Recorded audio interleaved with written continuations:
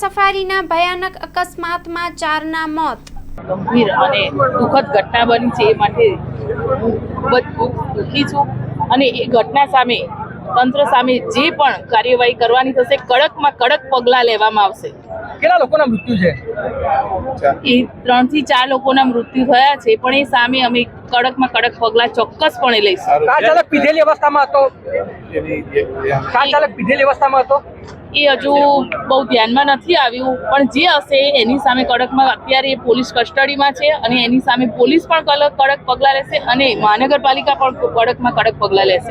નવાર ગાંધીનગર રિટેલની ઘટના બને, સરગાસણમાં પણ આવી એક અઠવાડિયે પહેલા ઘટના બની હતી, તો આવી ઘટનાઓ ના બને એના માટે તંત્ર, પોલીસ તંત્ર, મહાનગરપાલિકા શું પગલાં લેવા માંગે છે? આવી ઘટના ના બને એ માટે અમે જરૂર પડે દરેકને દરેક પગલાં લઈશું અને જેના થકી આ થયું હશે એના સામે પણ અમે પગલાં લઈશું। વિસ્તારમાં આજે સવારે અકસ્માતની ઘટના બની છે।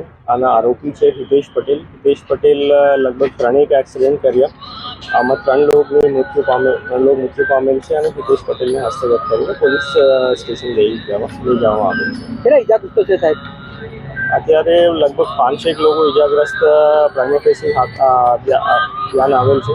આમાંથી 3 લોકો મૃત્યુ પામેલ છે અને બીજાની સારવાર છે। અકસ્માત કરનાર દારૂ પીધેલી હાલતમાં હતો એવું સ્થાનિકોનું આને મેડિકલ કરવા માટે હોસ્પિટલ લઈ ગયા। મેડિકલ રિપોર્ટ આવેથી મેં કન્ફર્મ કીધું શકું કે પીધેલા હાલતમાં છે।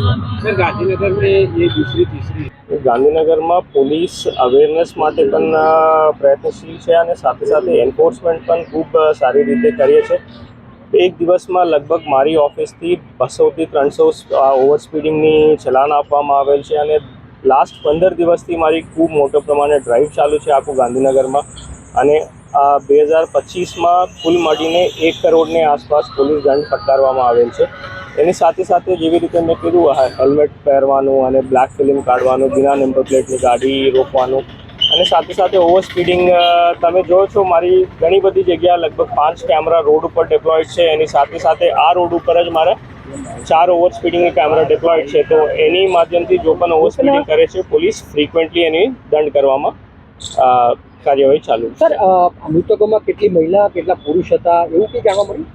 એક્ઝેક્ટ વિગત મારી પાસે નથી। અત્યારે બનાવ બની તો પોલીસ વેરીફાઈ કરે છે અને બધાની ડિટેલ્સ લે છે। અમે અડધો કલાકમાં આગળ વિગત આપશું।